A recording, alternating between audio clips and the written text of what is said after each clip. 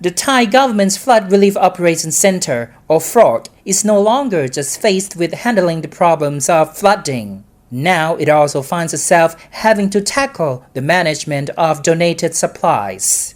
The withdrawal of Thai Flood, a large civic network providing flood aid from the FROC allies, has drawn plenty of media coverage as well as questions from the public as to FROC's management of donated supplies.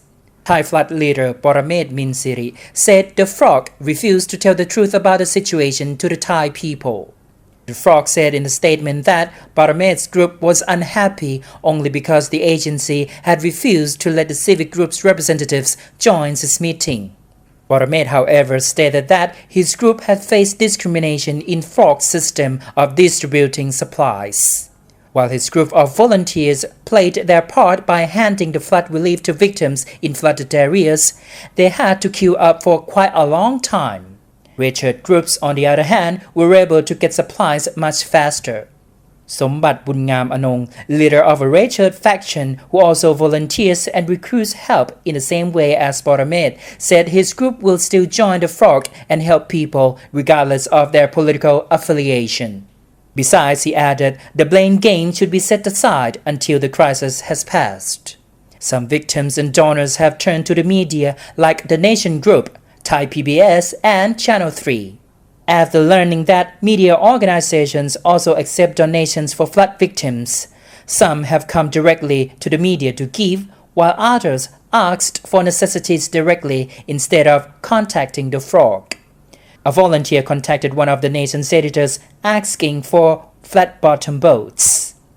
A newspaper reporter on Tuesday publicized a picture of a large number of boats kept unused at a FROC depot at Don Mueang, while photos of ceiling-high piles of stocks kept at FROC depots were released earlier. Meanwhile, another volunteer who owns boats and trucks contacted the FROC for the supplies as his group could help distribute the flood aid to victims in hard-to-access areas.